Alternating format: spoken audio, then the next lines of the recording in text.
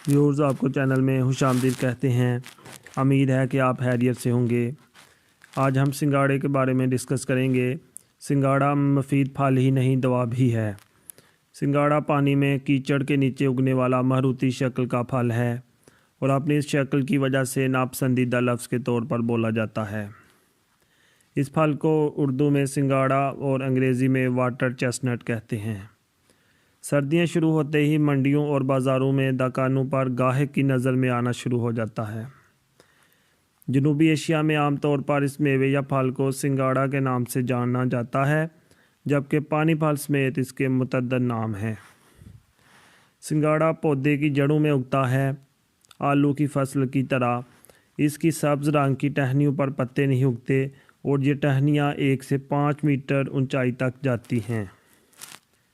इसके अंदर का गूदा सफ़ेद रंग का होता है, जिसे आमतौर पर कच्चा या उबाल कर खाया जाता है और पीसकर आटा बनाकर भी इस्तेमाल किया जाता है। चाइनीज़ खानों में सिंगाड़ा कसरत से इस्तेमाल किया जाता है। सिंगाड़े सर्दियों में मुंह चलाने के लिए बेहतरीन चीज़ है, क्योंकि ये हल्के बहते पानियों पर उगता है। इसलिए फल में उस वक़्त कुछ नुकसानदेह मवाद हो सकता है जब इसे ताज़ा फ़रोख्त किया जाए, मगर मुनासिब तरीके से धोने के बाद इसका तवाज़ुन बहाल हो जाता है।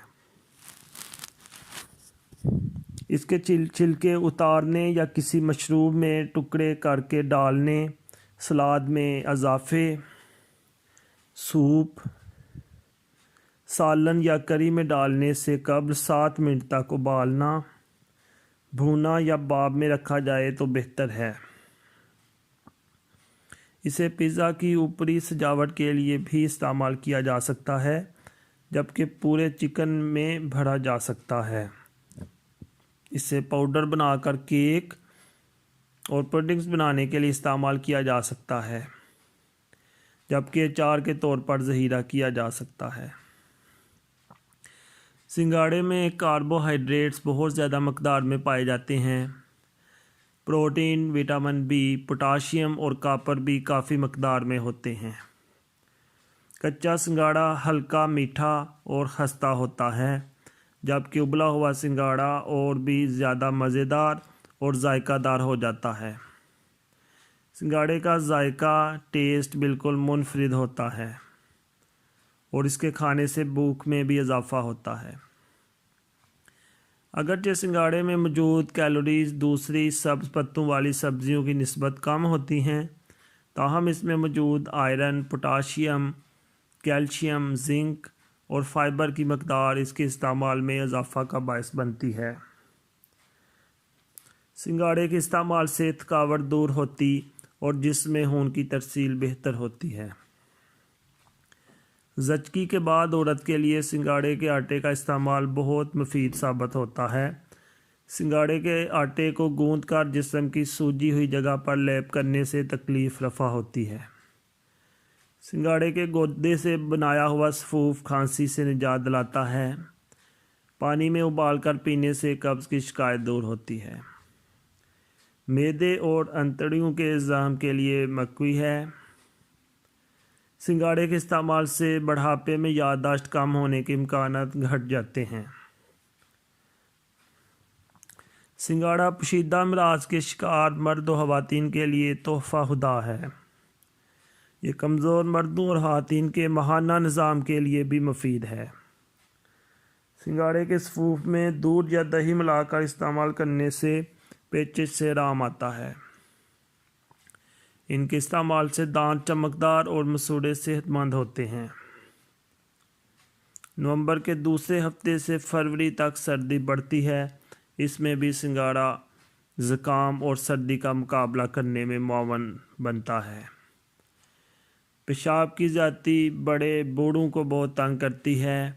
ख़ुसूसन सर्दी के मौसम में बार बार उठना बहुत तकलीफ़ का बायस बनता है। इस कैफियत में छटाक उबले हुए सिंगाड़े खाइए। आहिस्ता आहिस्ता मकदार बढ़ा दीजिए, मगर 3 छटाक से ज़्यादा ना खाएं। 2-3 हफ्ते तक खा लीजिए। इससे बदन में ताकत आएगी और बार पेशाब की हाजत ख़त्म हो जाएगी।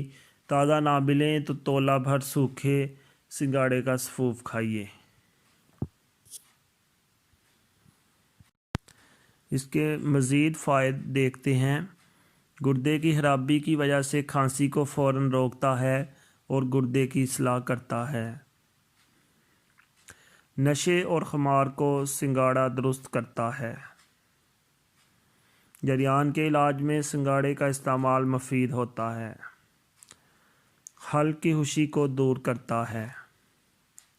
امراض قلب میں سنگاڑے کا استعمال مفید ہوتا ہے۔ جسمانی کمزوری کو دور کرتا ہے اور جسم کو فربا کرتا ہے۔ گردہ اور مثانے کی پتھری کو توڑتا ہے۔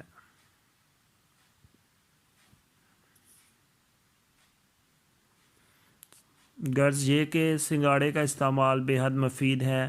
اگر تازہ نہ ملے تو خشک سنگاڑا 1 تولہ رگڑ کر صبح دوپہر شام ہمراہ پانی لینے سے فوراً فائدہ ہوتا ہے۔ اسے دہی کے ساتھ بھی کھایا جا سکتا ہے۔